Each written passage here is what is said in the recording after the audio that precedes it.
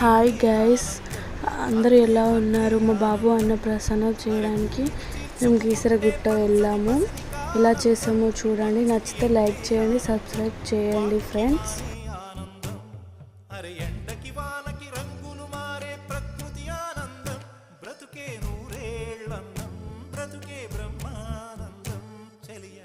వయసుడియే సొగతంలో అనుబంధం ఆనందమానంద పచ్చని చిలుకలు తోడు